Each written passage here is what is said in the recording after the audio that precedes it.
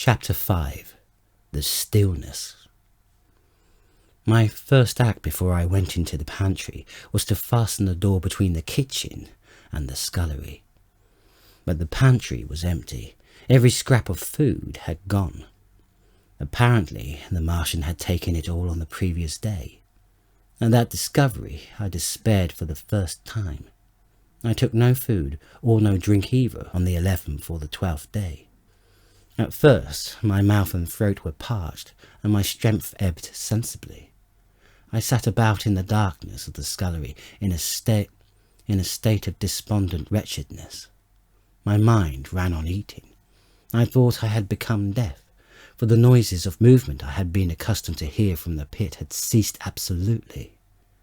I did not feel strong enough to crawl noiselessly to the peephole, or I would have gone there. On the 12th day, my throat was so painful that, taking the chance of alarming the Martians, I attacked the creaking rainwater pump that stood by the sink and got a couple of glassfuls of blackened and tainted rainwater.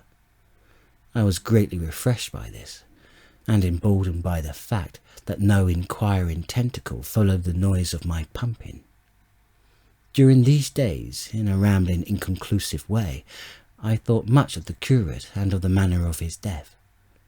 On the 13th day, I drank some more water and dozed and thought disjointedly of eating and of vague, impossible plans of escape. Whenever I dozed, I dreamt of horrible phantasms, of the death of the curate, or of sumptuous dinners, but, asleep or awake, I felt a keen pain that urged me to drink again and again. The light that came into the scullery was no longer grey, but red. To my disordered imagination it seemed the colour of blood. On the 14th day I went into the kitchen, and I was surprised to find that the fronds of the red weed had grown right across the hole in the wall, turning the half-light of the place into a crimson-coloured obscurity.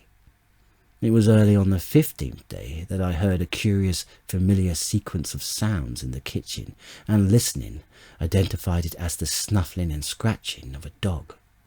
Going into the kitchen, I saw a dog's nose peering in through a break among the ruddy fronds.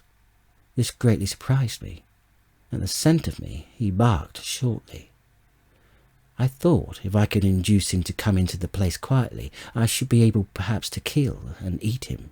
And in any case, it would be advisable to kill him, lest his actions attracted the attention of the Martians. I crept forward, saying, "Good dog," very softly, but he suddenly withdrew his head and disappeared.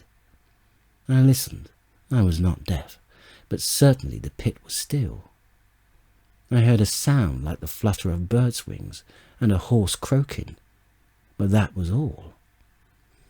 For a long while I lay close to the peephole, but not daring to move aside the red plants that obscured it. Once or twice I heard a faint pitter-patter like the feet of a dog going hither and thither on the sand far below me, and there were more bird-like sounds, but that was all. At length, encouraged by the silence, I looked out.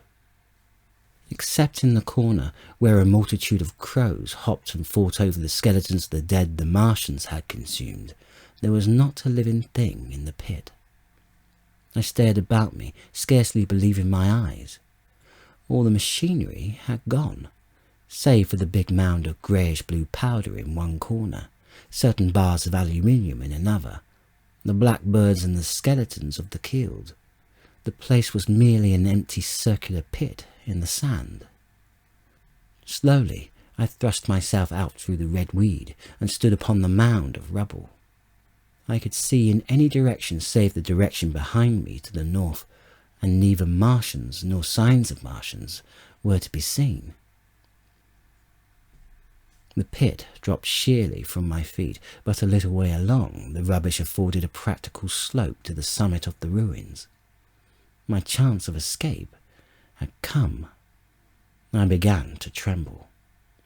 I hesitated for some time, and then, in a gust of desperate resolution, and with a heart that throbbed violently, I scrambled to the top of the mound, with which I had been buried so long. I looked about again.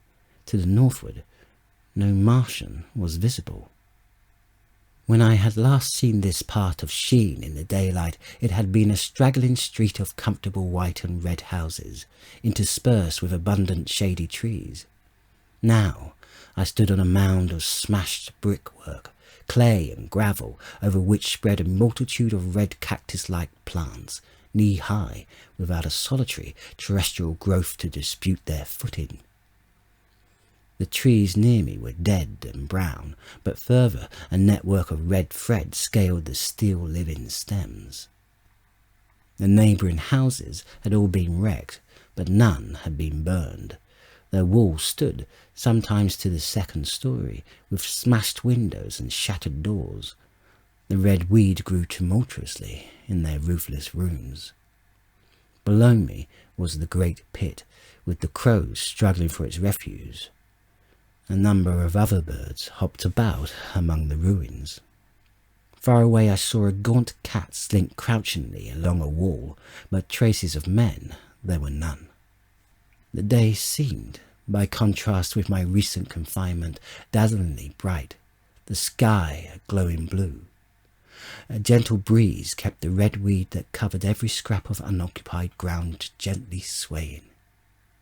And oh, the sweetness of the air.